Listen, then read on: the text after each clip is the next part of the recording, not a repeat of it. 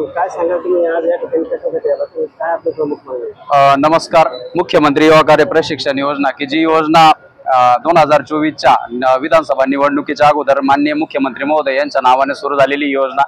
अर्थातच या योजनेत लाडका भाऊ आणि लाडकी बहीण या दोन योजना ज्या प्रमाणे गाजल्या त्याचा या निवडणुकीनंतर जर आपण बघितलं तर बऱ्याचशा प्रशिक्षणार्थ्यांचे जे 10,000 असेल, 8,000 असेल, 6,000 असेल ते वेतन या ठिकाणी नियमितपणे होत नाही.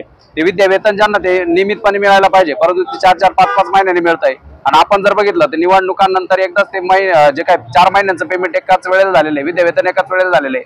त्याच्यानंतर 8 जानेवारी पासून आज तागायत या सर्व प्रशिक्षणार्थ्यांना पेमेंट त्या ठिकाणी मिळालेलं नाही.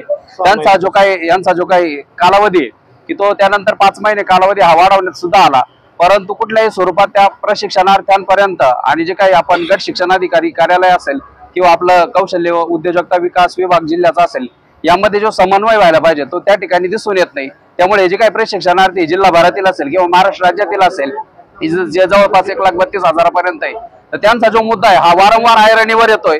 याच्यावरती माननीय मुख्यमंत्री महोदय साहेब असतील किंवा जिल्ह्याचे छत्रपती संभाजीनगर जिल्ह्याचे सर्व पदाधिकारी असेल या सर्वांना आमच्या मनापासून विनंती की या ठिकाणी या मुख्यमंत्री कार्यप्रशिक्षण योजनेकडे गांभीर्याने या ठिकाणी लक्ष द्यावं आणि या विद्यार्थ्यांचं जे काही विद्या वेतन असेल ते नियमित मिळावं. त्यानंतर त्यांना ज्या काही वेळोवेळी असणाऱ्या जे काही त्यांच्या कालावधी संदर्भातील असेल किंवा डॉक्युमेंट जे काही अपलोड करण्यासाठी वारंवार सांगण्यात येतं, मला वाटतं की एकदा केलेले डॉक्युमेंट असेल त्यानंतर तुमच्याकडे असणारे जे काही आमचे डॉक्युमेंट असेल ज्यावेळेला आम्ही जॉईनिंग केलेलं होतं त्यावेळेला तुमच्या पोर्टलला असणारी माहिती ती त्यावेळेला तुमच्या मार्फत त्या ठिकाणी अद्ययावत करण्यात यावी. कुठेतरी आम्हाला एक मेसेज यावा, त्या मेसेजच्या माध्यमातून आम्ही ऑनलाईन ती अपलोड केल्यानंतर जी काही फिजिकली स्वरूपात जे डॉक्युमेंट तुमच्याकडून वारंवार मागितले जातात ते मागण्यात येऊ नये अशी मनापासून विनंती सर्वांना करतो.